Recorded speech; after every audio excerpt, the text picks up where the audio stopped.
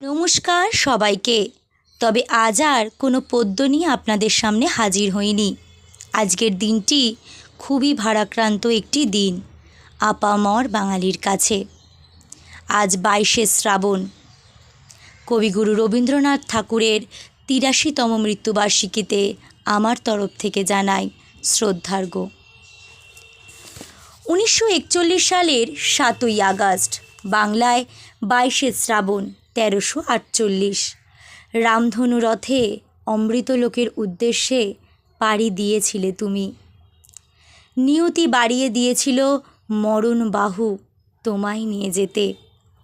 জীবনের অমোঘ সত্যটাকে মেনে নিয়েই সেই প্রভাতেই হয়েছিল অস্তমিত। তৎকালীন প্রভাতী পত্রিকাগুলোতে যখন শিরোনাম প্রকাশিত হয়েছিল রবি অস্তমিত, তখন ক্ষত বিক্ষত হয়েছিল সমগ্র বিশ্বের মানুষের অন্তর্লোক। থেমে গিয়েছিল কলকাতা সহ সারা ভারতবর্ষ। স্কুল, কলেজ, অফিস, আদালত প্রভৃতি হয়েছিল শোকে মুহ্যমান। জনতার ভিড়ে উঠেছিল তুমুল ঢেউ। থেকে থেকে শ্রাবণের ধারা তোমার যাত্রাপথের ধূলিকণাগুলোকে ধুয়ে দিচ্ছিল। তুমি চিরনিদ্রায় শায়িত হয়ে এগিয়ে চলেছিলে মহাসিন্ধুর পানে। ব্রিটিশ শাসিত মাতৃভূমির কোল খালি করে তুমি নিয়েছিলে চিরবিদায়। তোমার মৃত্যু ছিল না আকস্মিক বা অপ্রত্যাশিত। কালের নিয়মেই নশ্বর জীবন ক্ষয় হয়েছিল, আর বিশ্ব প্রদর্শনী মাঝে অভিভাবকহীন হয়ে পড়েছিল তোমার অমূল্য সৃষ্টির ডালি।